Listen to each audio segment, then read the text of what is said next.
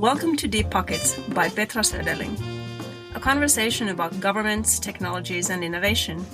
The ongoing season, Winter 2023, is loosely based on my upcoming book, Governments and Innovation, The Economic Developer's Guide to Our Future. The book will be available for purchase in Amazon during Q1 2023. Our theme song is by New Orleans jazz icon Leroy Jones.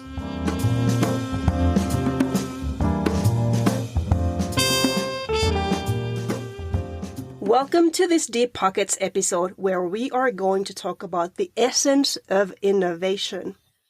Where do innovations come from? Well, they come from people solving problems. So who are these people? Where do they live? What do they do for a living? If we want to increase the amount of innovation in our country, we need to be asking these questions. One obvious group of people who we typically think as innovative are researchers. Researchers study different topics and come up with new findings. Sometimes these findings are so relevant that they can be published as a scientific discovery in a scientific publication. Sometimes the finding, a solution to a problem, can have commercial value. If you are a professor at a university and you come up with such discovery, what do? Do you give your finding to the university? Does your university actually already own it? Do you claim it as your property, your intellectual property, since it was your intellectual brain that produced this discovery? Can you do that? The answers to these questions depends on where you are. Different countries, different universities have different practices. Scandinavian countries historically have upheld a tradition called the professor's privilege. The professor's privilege means that as a professor in a university, you own your own inventions and can basically do whatever you want with them, even when you were receiving salary from the university while creating this invention. That is pretty wild. In fact, so wild that some Scandinavian countries already abolished it. But should they have? I'm joined today by Olli Pekonen, one of the brightest people in the field of intellectual property I know. Welcome to Deep Pockets, Olli. Yeah, thank you, Petra. Nice to be here. Okay, Olli, when was it that you realized that patents, copyrights, and such things were actually fun, and this is what you want to do with your adult life? Actually, that was a bit later in my adult life. I started my career as in basically in science and research in Nokia. Of course, any decent electrical engineer has worked in Nokia in Finland. And in 1998, we did a management buyout for a software called Aplak that was used heavily in the RF radio frequency design. And I ran a software company professionally for 8 years and did a successful exit to a US company in 2006. And after the earnouts were out, I kind of realized that now it's time to do something completely different. I was already something like 36 years old when I changed to the intellectual property field. Mainly reason was that my father was a patent attorney in Finland, and I kind of thought that maybe it's something that you could actually do for a living. And then I spent a good time, 15, 16 years in that tenure, and I'm actually back in the software sales of RF, but I did a long stint in that field. Okay, that's we are actually MBA classmates, so I thought I knew about your background. I didn't even remember the Nokia part. So you did a spin-off and then a startup, so you're a full pro. Thank you. Very exciting career. Yeah, not the most usual one. Usually you're kind of start with patents, and then when you make this, you become certified patent attorney, you're kind of stuck with the fact and never leave that industry ever, because you're kind of like a certified something. You tend to stick with the certification. But I always had the madness in my mind, or kind of the liberty from a financial point of view to do whatever kind of strikes my fancy. It's been a good call. Yes. When you go to your LinkedIn page, you can see that you've done a lot of different things. But hey, what triggered me to invite you here, I mentioned the professor's privilege earlier, is the fact that you served as the president of LES Scandinavia. That's the Licensing Executives Society Scandinavia. So tell us about the association and its work and what you did there. Yeah, LES, it's like an umbrella organization of 30 plus national or regional chapters of people who are into making some sort of a business out of the fact that somebody owns intellectual property or something licensable and then wants to make business out of it. So it's a collection of lawyers, patent agents, patent engineers in corporations and people from technology transfer offices and such like that simply want to gather together and exchange information as to how do you do your business of earning money out of licensing. Of course, in Finland, for example, it's obvious that there are many people from Nokia which does standard essential patenting. From Denmark, there are people from pharmaceutical industry, which is heavily also driven by licensing of let's say projects of molecule development, for example. So it's and LES Scandinavia is a collection of the 4 Scandinavian major countries: Finland, Sweden, Denmark, and Norway. So it's a lovely gathering of pro people around a common topic. Yeah. Yes, yeah. So I guess, as the name suggests, it's more about licensing than the one step earlier, which is the securing your intellectual property. But did you ever discuss professor's privilege there? Is there what's the view from the Scandinavian people? Actually, we had because this ties to the fact of this general topic of how do you treat these inventions that are done in some sort of employment situation. And this is a common topic, of course, for private sector companies. It's a common topic for public sector actors, and it is a complicated matter. And yes, we have had events or these what we call webinars that are dealing with this topic. So do you have an opinion? Because I read research for my book. I actually have a chapter on this in my book about IPR protection in general. And I did, for background information, I read studies about the professor's privilege. And I have both scientific results for and against that practice. So do you have an opinion? Was it good? Is it good?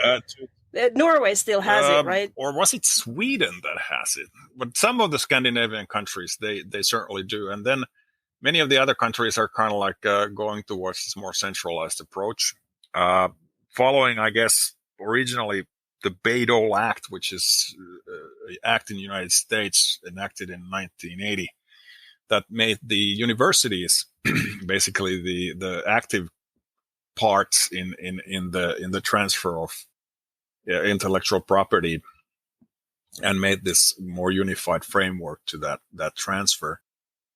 Whether professor's privilege is good or bad, I actually have first-hand experience because the software company I was talking about, Uplak, was founded back in the day when the new law of 2007 that took away the professor's privilege was.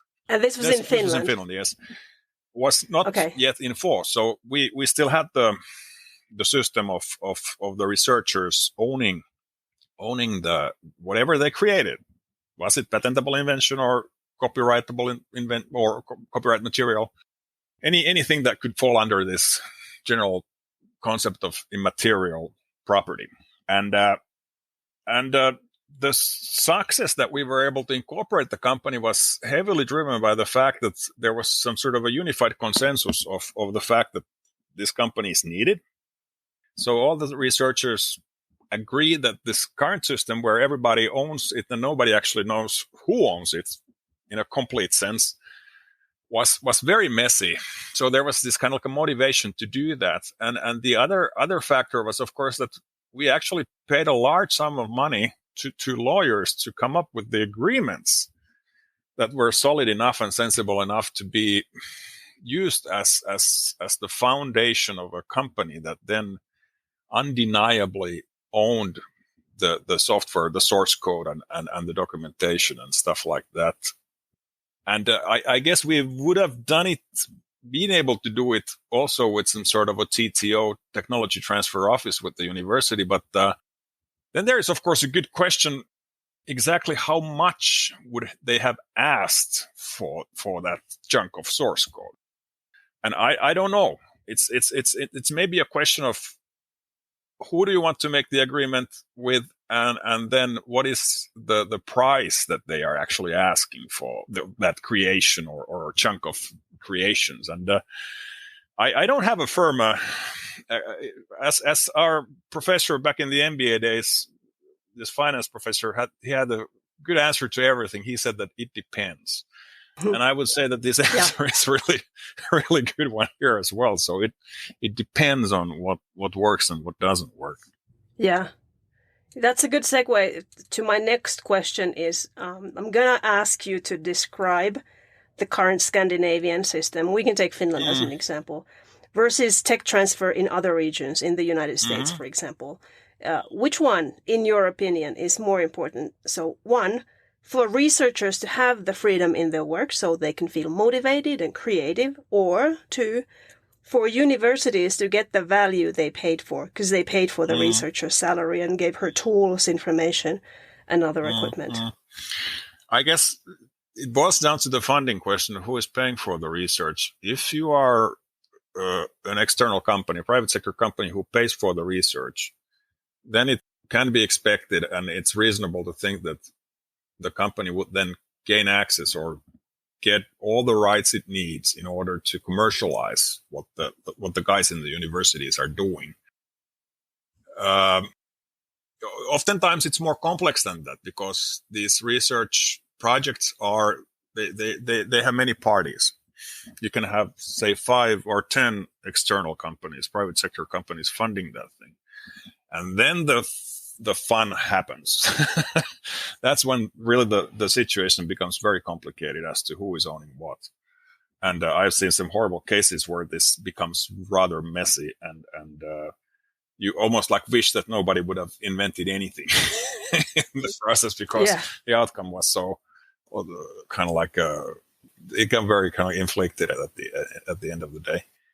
Then if the funding is completely from the taxpayers' pockets, meaning that the professor kind of like tinkers around in the lab and comes up with something, the thing is that intellectual property is very unforgiving. Let's assume that the professor would make alone some sort of, or his small group of researchers would make a fantastic invention like a cure for cancer or something like that. Then there's a question of exactly how are they going out of their own pockets protect that, because it's oftentimes so that if there is no control of the matter, they immediately try to publish it, which is of course what the research people do.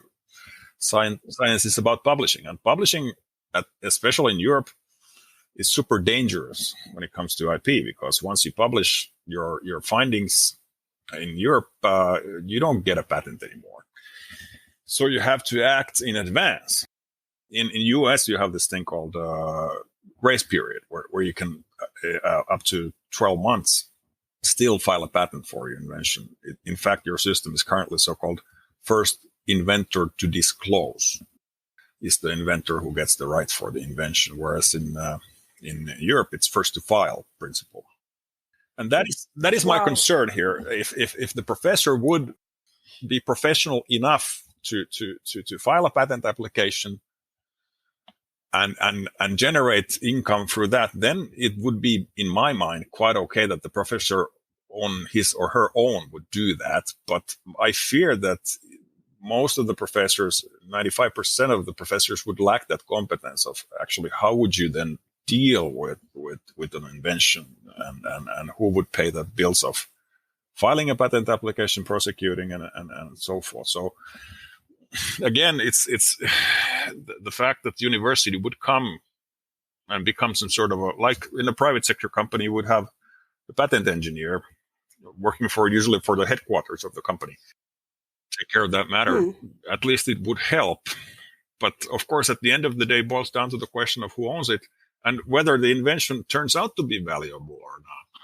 You don't really know it in advance. So it's like that's right. In a way that, who can you then turn to if oh dear, nothing came out of it. So, or a patent was not granted or something like that. So that there is even this possibility of the invention not being novel or inventive or otherwise not a patentable subject matter. So it's a risky path, and who gets to bear the risk is something that you need to take a good look into before you start down this path. Yeah, you almost already answered my next question. I'm still gonna grill you on this topic because you said it's complicated. So yeah, in some cases, and this is what I've seen in the US, professors and universities enter into complicated bilateral agreements between the professor and the school. So, for example, some schools own all of the inventions, but they promise a percentage of all of the income to the inventor.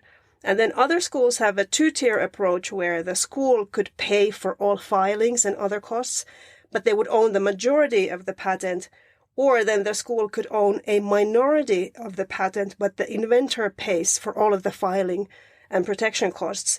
So are you afraid, and I guess you already answered in a way, that these legal conversations, the university has all of the power and the professor is the underdog who's, you talked about companies who just hire patent lawyers, so the professor is probably not going to hire an expensive patent attorney. Yeah. It is a complicated matter. And then, of course, you have to take into account the fact as well that if you look at professor, that he is like a paid person working for a larger authority like university, which especially in the US, I guess it's almost like a company type of outfit that they do it for the, of course, to teach people, but also for the money of it. You pay for tuition there. And then you would have to kind of like strike a balance with those guys, with the guys that are working for private sector companies. How much do they get paid if they make an invention? And that's, of course, different from country to country. In US, people, when they work, are paid to invent, meaning that there is no extra payment for whatever they do. You are expected to invent against your salary. Whereas in Finland, in many other countries, Germany, you are not paid to invent. You're just paid to work. But invention comes on top of it. So in our countries, we have laws that stipulate that you must pay for every invention that the company reserve rights to from the inventor. You must pay extra. And how much this extra is, it's said that it's reasonable compensation. That's all the law says. But it just says that you have to pay extra. It's never ever part of your standard salary. And if this extra is not paid, then in fact, the transfer has not happened. So there is a strong incentive for the company to pay something, or at least record a payment of something. So how do they evaluate the value? That's hugely difficult. Usually there is a table-based system where for certain steps like reserving rights, getting the first patent granted, you get some sort of a standard rate of some hundreds or some thousands, not hundreds of thousands, but some hundreds or some thousands of euros. But different companies have different approaches. And then when you turn that back then to the university case, I guess there is no universal answer to that. What is reasonable and what is fair? You can always look at the fact that if the professor thinks that he has made now the most fantastic invention out there, my question is, why don't you establish a startup company based on your idea and then just take it from there and become very rich? Well, of course, the question is, or the answer is that, hey, I'm a professor in a university. It's the most wonderful job in the world. I get paid for doing things that I love. Every month a paycheck arrives, and I'm not going to leave my lovely little spots in this university organization to start commercializing my cacamamie idea. No way. Yeah. Yeah. So, well, maybe they could get fame. I was just thinking of the inventor of text messaging, a Finnish guy. I think his name was Matti Makkonen or something like that. He never even received the fame for inventing. I think he received maybe 1,000 euros, 5,000. So a very small sum of money for inventing text messaging. Yeah. But then, he's even left to the obscurity of history. Yeah. Nobody remembers him except for Finnish people. But there are, of course, famous inventions that are done in the university context. Of course, the famous Google PageRank algorithm by Larry Page, 1998. Larry was a student in Stanford University, and he invented this kind of like a backward-looking algorithm for ranking web pages to find out their relevance.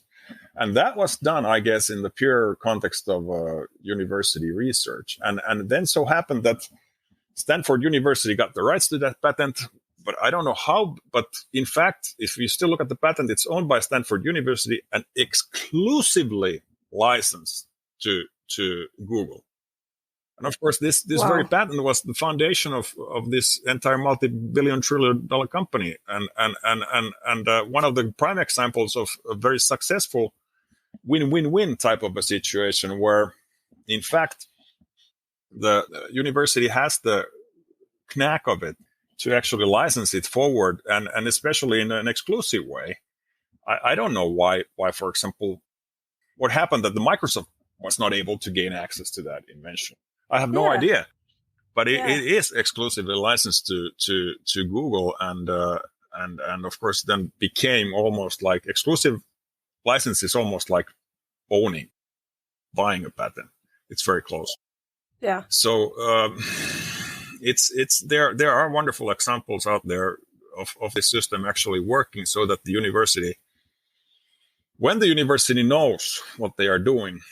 And I'm sure they have received lofty checks out of Google for this exclusive license. Of course, licensing it's a business. I mean, if they could have said easily that if the license is not exclusive, we'll pay you less. So maybe that. Yeah, I think that also boils down to the differences in the US. Many universities have licensing as a business model, whereas many European universities have teaching as their primary business model. Yeah, true. I mean, at the end of the day, if you just have an average invention and don't know how to commercialize it, it's pretty much like licensing is like a metaphor would be like that you find a key in a city street, and then you want to sell that key to a lock. But how do you find that lock where it fits in? Well, there is no other way to go through all the locks in the city.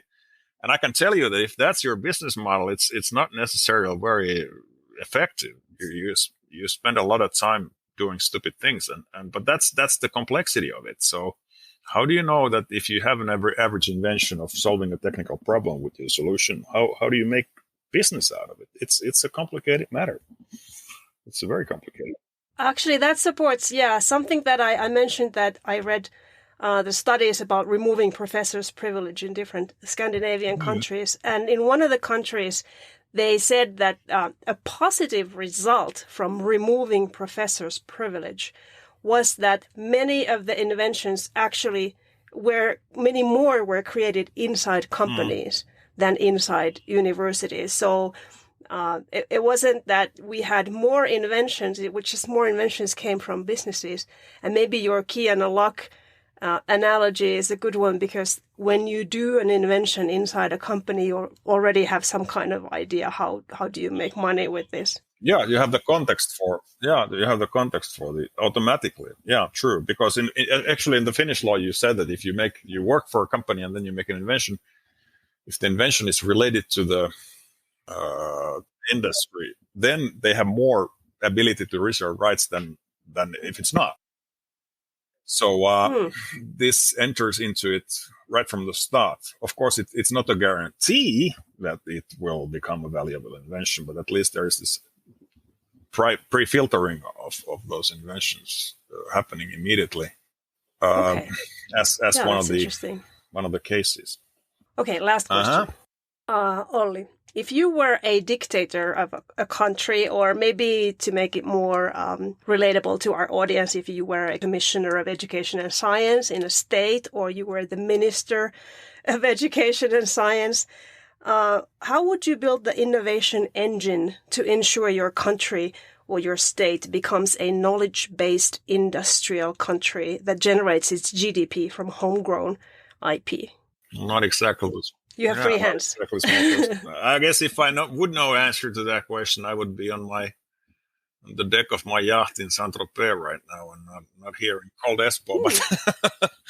But I guess it's not a matter of coming up with good ideas per se. It's more related to the difficulty of commercializing the ideas at the end of the day. I mean, many of us can play the guitar and sing, but how do you actually then would turn more of that talent being able to make money? It's pretty much analogous to innovation, especially if you talk about the patentable inventions. For some reason, it's pretty simple to buy a song from the internet, but it's darn right to buy, say, if I'm running a car factory, to buy, I would know in advance what would it cost me to make 10,000 cars with certain valve in their engine. I have no idea. So it might be that I end up infringing the patent just for the sake of not knowing how much the license would cost. And for some reason, especially for patentable inventions, the licensing is very much this cloak and dagger type of a proposition, where you, instead of being forthright and magnanimous about your business and need for licensing, you try to hide the fact, and then it becomes lawyer's paradise, basically. Well, I don't want to abolish lawyers one way or the other. It's just that it's, in my view, too much. Currently, the most money out of this value chain goes to the pockets of the lawyers who litigate patents.